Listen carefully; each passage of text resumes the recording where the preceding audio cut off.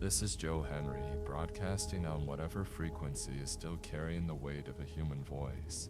It is 14 days today, 2 weeks since the world decided to stop spinning in the direction we were used to.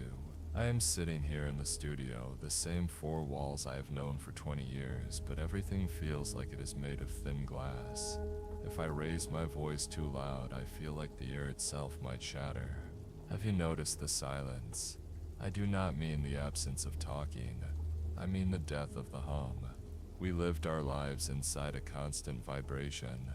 The refrigerator, the power lines, the distant drone of the interstate, the white noise of a civilization that never learned how to shut up. Now it is gone. It is a heavy, physical thing, the silence. It presses against my eardrums like I am underwater.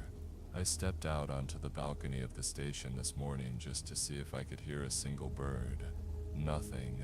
Not a crow, not a sparrow. It is as if they were the first to understand that the air does not belong to us anymore. The streets below are a graveyard of intentions. I look down at the intersection of Pearl and Mason and I see the cars just sitting there, angled toward the curbs, abandoned in mid-thought. There is a yellow school bus sitting right in the middle of the crosswalk. The door is standing wide open. I have watched that bus for 3 days now, waiting for someone to walk past it, or for a gust of wind to swing that door shut. But the wind does not even seem to want to move through this town anymore. It is a quiet earth, friends. A very, very quiet earth. I remember when the sirens stopped. It was day 4. For the first 3 days, the sirens were the only thing that let us know there was still a pulse. Police, fire, ambulances, all of them screaming toward the outskirts, trying to find a fire they could actually put out or a wound they could actually stitch.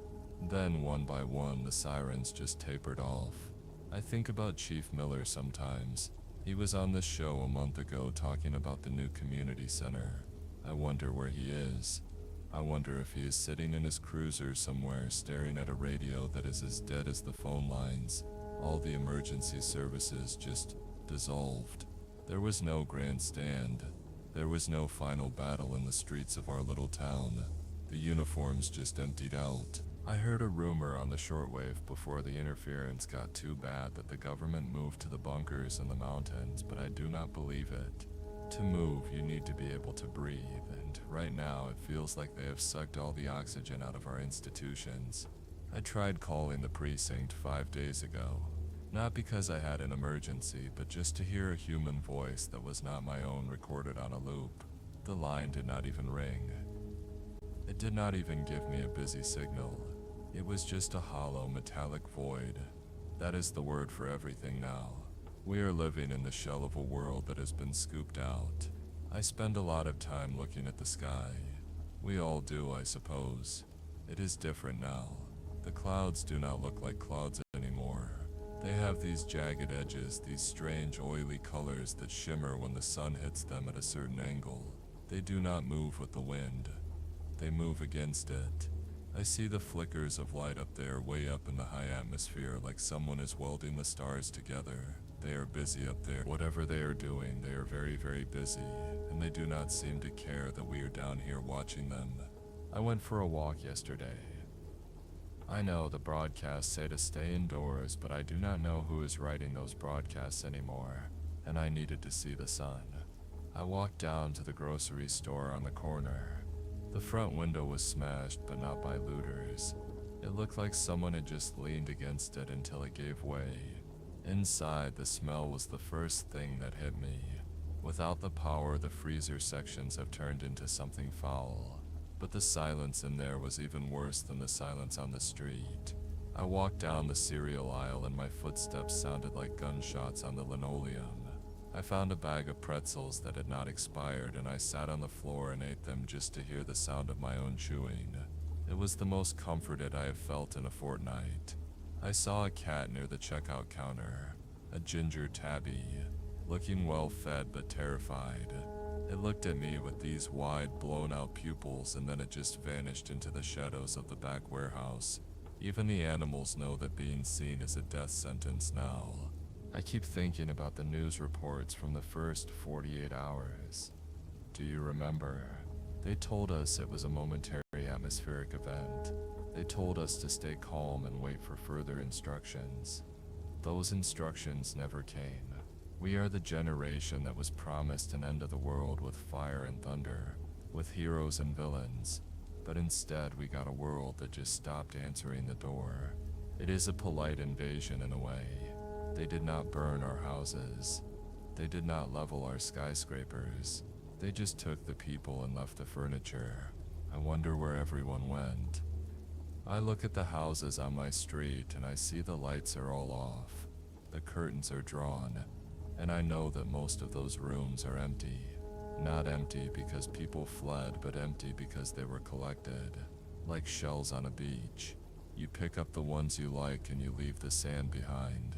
I am beginning to feel like the sand.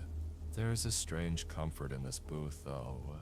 The walls are padded with foam to keep the echoes out, and for the first time in my life I am grateful for a room that does not let the world in. I have my cans of soup and my crates of bottled water. I have my books. I have been reading a lot of history lately. It turns out we were always very good at disappearing. Civilizations just vanish into the jungle or the desert all the time. We just thought we were too big to fall into the cracks. We thought the internet and the satellites made us permanent, but the satellites are just junk now. I watched one burn up in the atmosphere last night. It was a beautiful trailing streak of green fire. It was probably carrying 1,000 private conversations, 1,000,000 pictures of people's lunches, and it just turned into ash over the horizon. I keep the microphone on because I think maybe somewhere out there is someone else sitting in a dark room with a battery-powered transistor radio leaning in close to the speaker. If you are listening, I want you to know that Joe Henry is still here. I am still wearing my favorite flannel shirt. I still have a half-eaten ham sandwich in the mini fridge that I am saving for a special occasion. I am still a person. We are still people, even if we are no longer the masters of the house. We are the mice in the floorboards now. We have to learn how to be quiet. We have to learn how to scurry. It is a hard lesson for a species that spent 10,000 years trying to be as loud as possible. The sun is starting to go down now. The sky is turning that bruised purple color again. The lights in the distance, those cold blue lights that do not flicker, are starting to hum. I can hear them through the walls. It is a low frequency, something that vibrates in your teeth. They are starting their night shifts.